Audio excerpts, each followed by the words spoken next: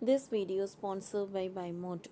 இந்த ஆப்பில் நீங்கள் பர்ச்சேஸ் பண்ணக்கூடிய எல்லா ப்ராடக்ட்டும் உங்களுக்கு ரொம்ப மலிவான விலையிலே கிடைக்குது.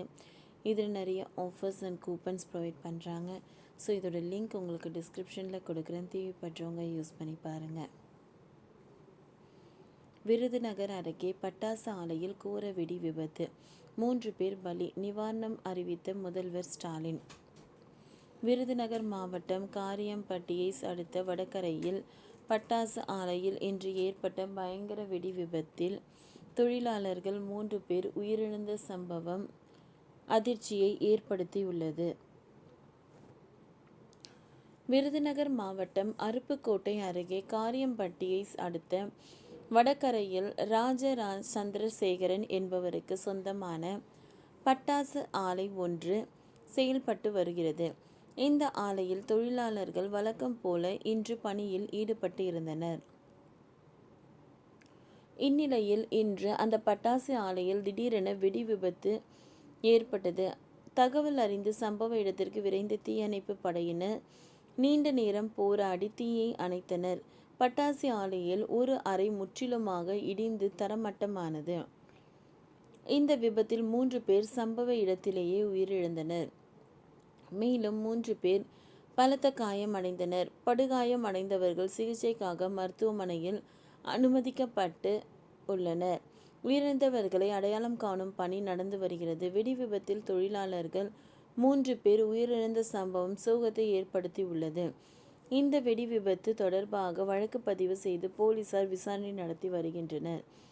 இந்நிலையில் பட்டாசு ஆலை வெடி விபத்தில் பலியானோருக்கு இரங்கல் தெரிவித்துள்ள தமிழக முதல்வர் ஸ்டாலின், உயிரிழந்தவரின் குடும்பத்திற்கு தலா 4 லட்சம் ரூபாயும், பலத்தம் காயமடைந்த மருத்துவமனையில் சிகிச்சை பெற்று வருபவர்களுக்கு தலா 1 லட்சம் ரூபாயும், லேசான காயமடைந்த மருத்துவமனையில் சிகிச்சை பெற்று வருபவருக்கு 50,000 ரூபாயும் நிவாரணம் உதவியாக வழங்க உத்தரவிட்டுள்ளது.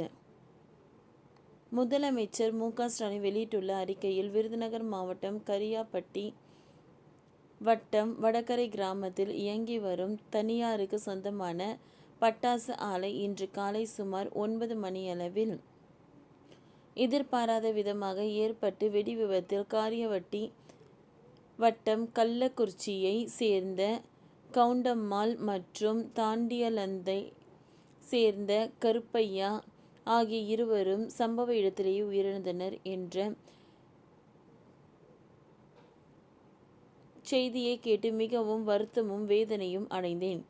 மேலும் இவ்விபத்தில் காயமடைந்த விருதுநகர் அரசு மருத்துவக் கல்லூரி மருத்துவமனையில் சிகிச்சை பெற்று வரும் காரியப்பட்டியை சேர்ந்த கணேசன், திருமுருகன், மாரியம்மாள் மற்றும் பேச்சியம்மாள் ஆகிய 4 நபர்களுக்கு சிறப்பு சிகிச்சை அளிக்கவும் உத்தரவிட்டுள்ளேன்.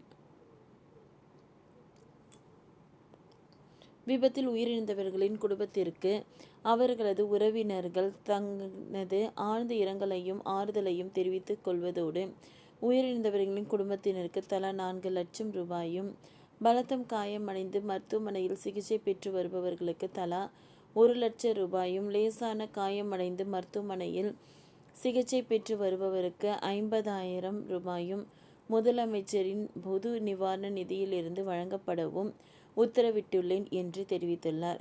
ஓகே ஃப்ரெண்ட்ஸ், இந்த வீடியோ உங்களுக்கு யூஸ்ஃபுல்லாக இருந்ததுன்னா லைக் பண்ணுங்கள், ஷேர் பண்ணுங்கள், சப்ஸ்கிரைப் பண்ணுங்கள். தேங்க்யூ.